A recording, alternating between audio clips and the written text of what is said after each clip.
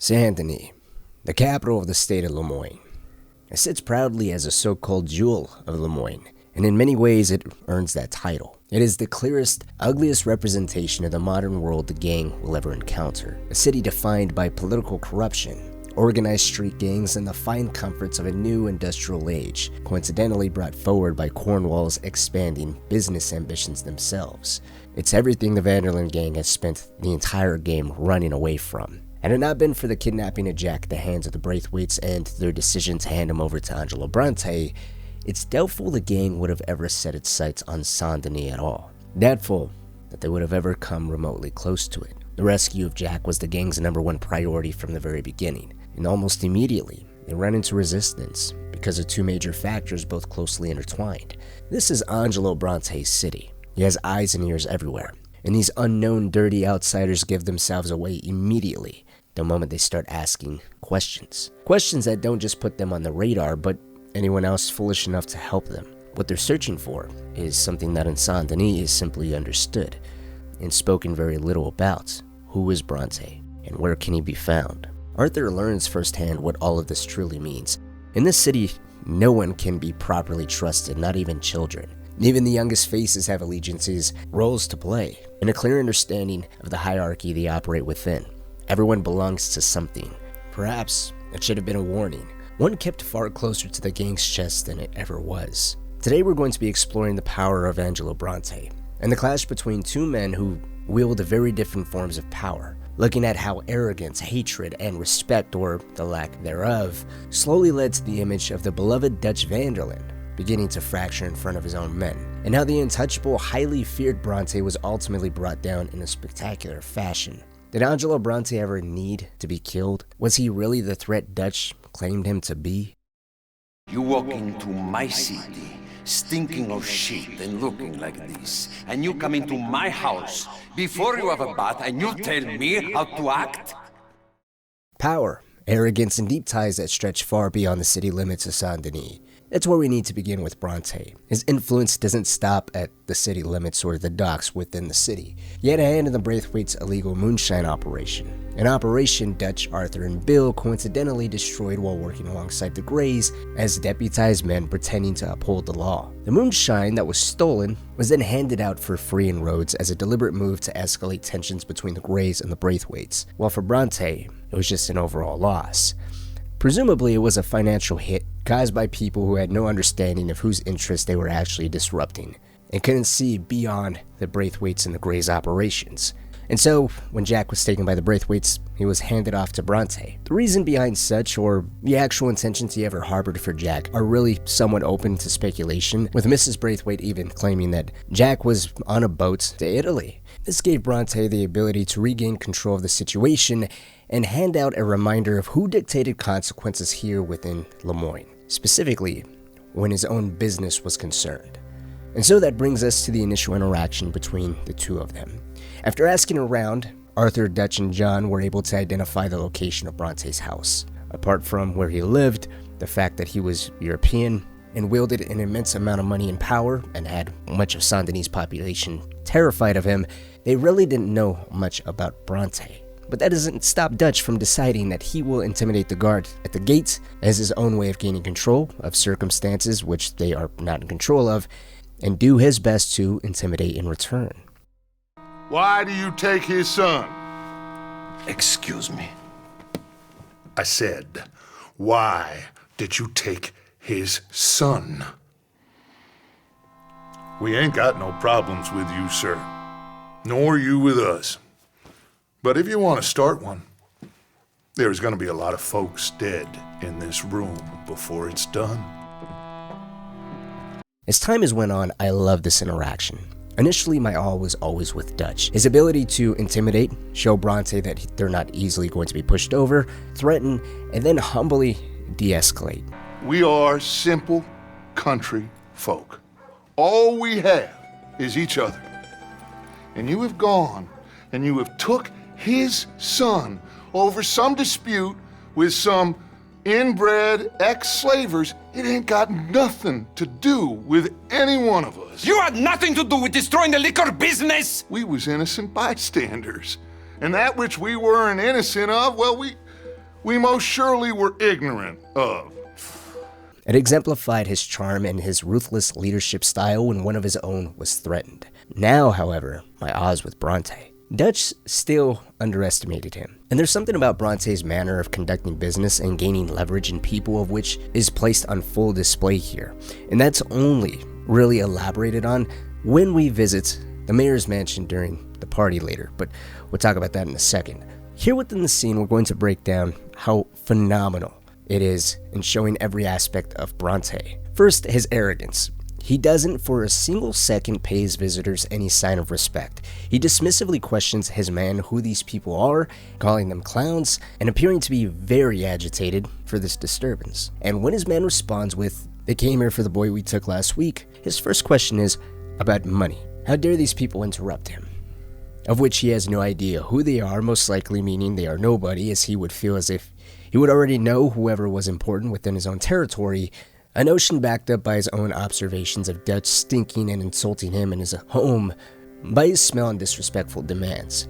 But there's also a lingering question here. Did he expect someone to come for Jack? He must have, given his complete lack of shock, expectation, or genuine consideration of these people that are asking for this little kid he took. And even if he did have some level of expectation of somebody coming, this could be another form of his arrogance here. It's his own city, this is his own men, this is his own house, he expects someone to come, but if they do come, they better come with money because they're not going to challenge him.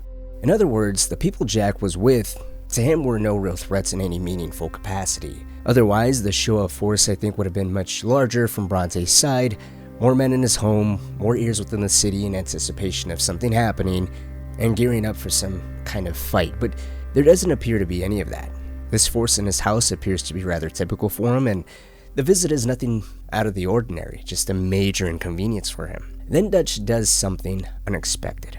His intimidation transitions into an honorable form of repentance, acknowledging they possibly wronged him, but it wasn't their fault due to ignorance or complete lack of thinking anyone cared about backwards ex-slavers. The way Dutch twists words here is music to Bronte's ears.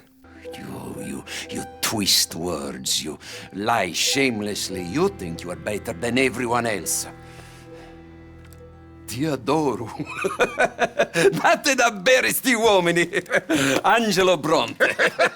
Dutch Van Der Linde, Arthur Morgan, The pleasure is mine. John Marston. All mine, please. Because it's exactly what politicians do. A creature Bronte understands all too well thanks in part to his close financial backing of the mayor, Henry Lemieux, a person who's incredibly corrupt in his own right. From the outset, Dutch was never afforded any real respect. Not him, and not the gang. And now seeing him in person, Bronte's low view of Americans, something made clear at the mayor's mansion, especially country folk like Dutch represents, only hardens. Dutch attempts to outsmart Bronte to position himself as an equal, but instead, it all comes across as something far more embarrassing, yet charmingly naive to Bronte. It's more akin to a child trying to convince you they finished their dinner only for you to find it all in the trash, lazily covered with napkins. Bronte sees through it immediately. This is not a rival or any form of threat, but someone he can use. Someone who's looking for opportunities, who is not civilized, who can show a great deal of gratitude and possibly loyalty if given proper opportunities. And what better opportunity can be presented to this gang than an invitation to the mayor's house?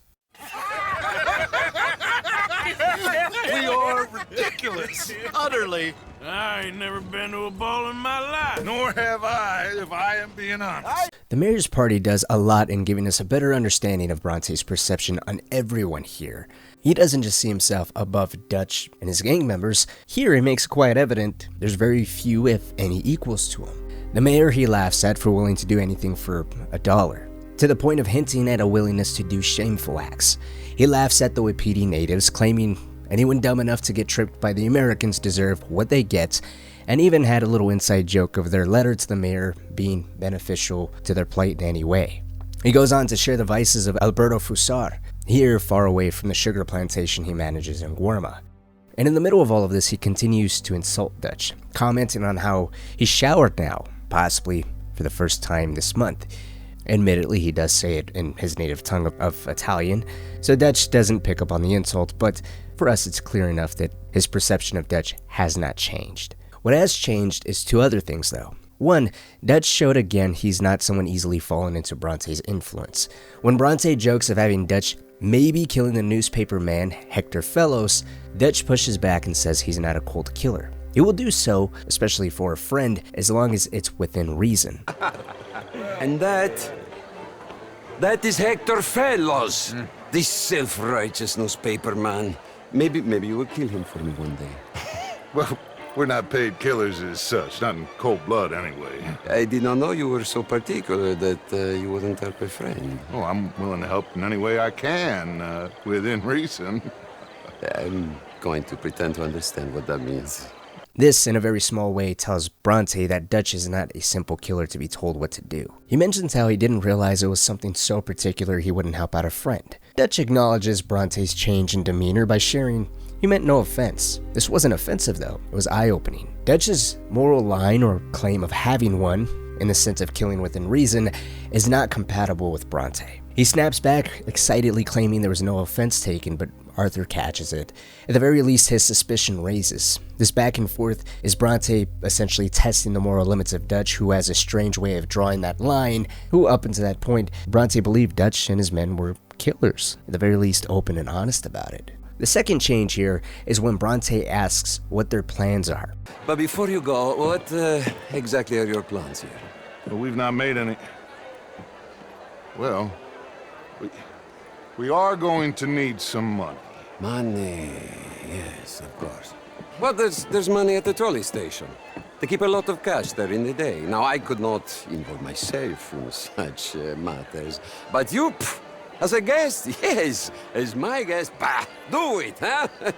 Okay, good day, gentlemen. Goodbye.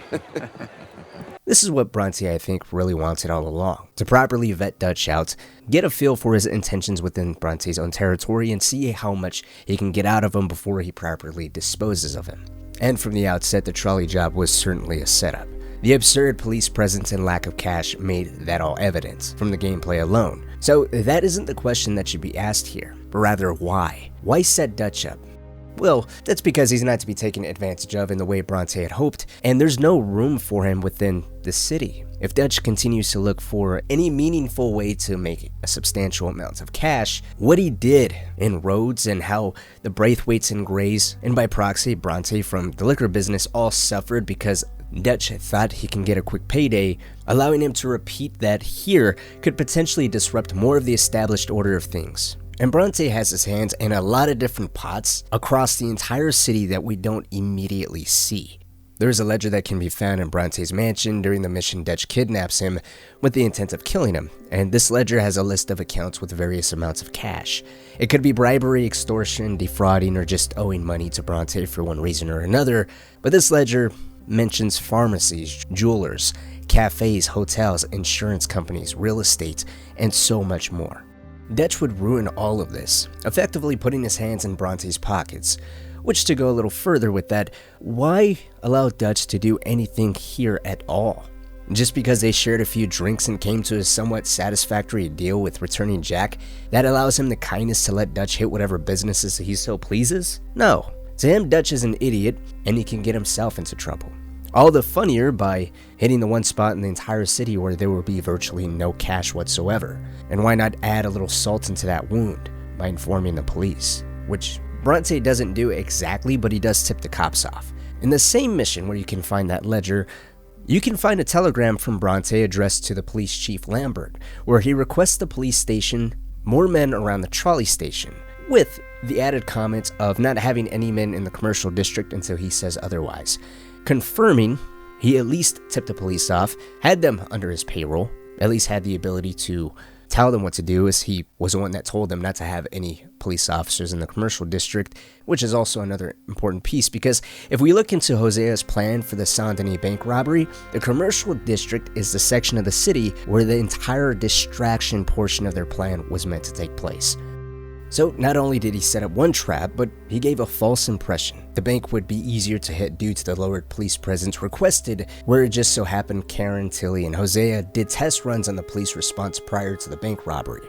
Now, to be fair, that portion specifically I believe was a bit more luck-based and not Bronte knowing what the plans Hosea had or the gang's usual way of preparing for such a job was, and it was more so deliberately attempting to increase the gang's belief in hitting anything with relative ease, which the commercial district is where saloons, the barbershop, and tailors, to say the least, are all businesses in that region that categorically fit on the ledger you can find within Bronte's mansion, implying he's again just protecting his own assets. So he sets everything in motion to protect his own assets, businesses he already has hands in, and has everything in motion for Dutch to bring about his own downfall. What's after? Surely after setting him up, realizing his body wasn't in the crashed trolley car, in the trolley station, or somewhere in the city streets, an assault to finish the job would most likely be put together. That way there's no counterattacks or any other loose ends, right? Yes, you would be correct in thinking that way if, again, Dutch was ever taken seriously.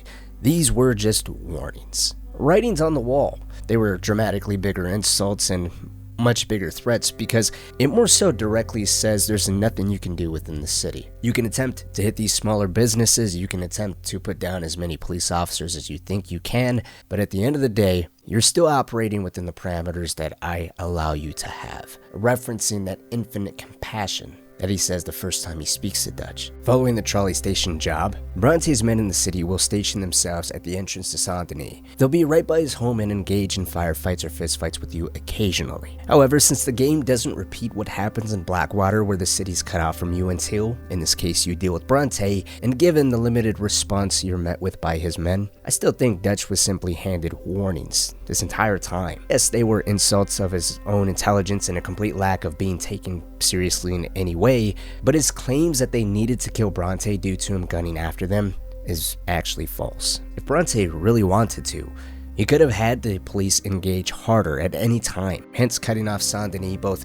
via either the police presence and Bronte's own men or them working in conjunction. Bronte also has the firepower and manpower to venture outside of the city and look for the gang had he ever wanted to, but he didn't.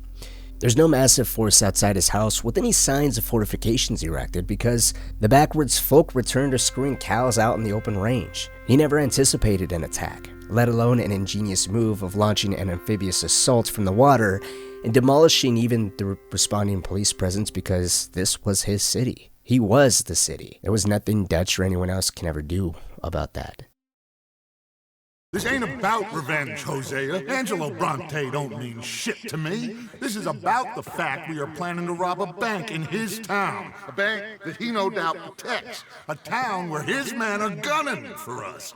You'll damn us all. So did he have to be killed? No, he was never looking at them in the way Dutch claimed he was. But did Dutch, Arthur, or Hosea ever truly see it that way? Hosea certainly didn't. He was against it from the start because to him it felt purely revenge-driven, and maybe it was. Arthur's comments after the failed robbery certainly didn't help matters either. Played me like a yokel. Put the law on us. What do we do to him? What did I do to him? I guess he thinks he's the king around here. He don't want the likes of you. So, what are we doing next, Dutch? Dutch's demands, asking what he did to deserve being set up at all, highlights just how personally he took the insult. And that only compounded after the head injury he sustained. Every slight felt 1,000 times worse, every loss much more deliberate. But I think the bigger question isn't whether Bronte had to die, it's whether the bank ever needed to be hit in the first place. Coming off the imaginary gold of the Greys and Braithwaites, losing Jack taught them nothing. They already suffered an O'Driscoll attack at Shady Belle. They were given a blatant insult and an equally blatant warning not to try anything here within the city, and they knew the Pinkertons were closing in. It was only a matter of time, whether it be days, weeks, hours. That reckoning was around the corner. And despite all of that, they still decided to risk everything on one single job. A job that failed spectacularly. Dutch lost face, the gang lost a critical component of its leadership, and with it, any real sense of direction, and Arthur lost something far more valuable: time.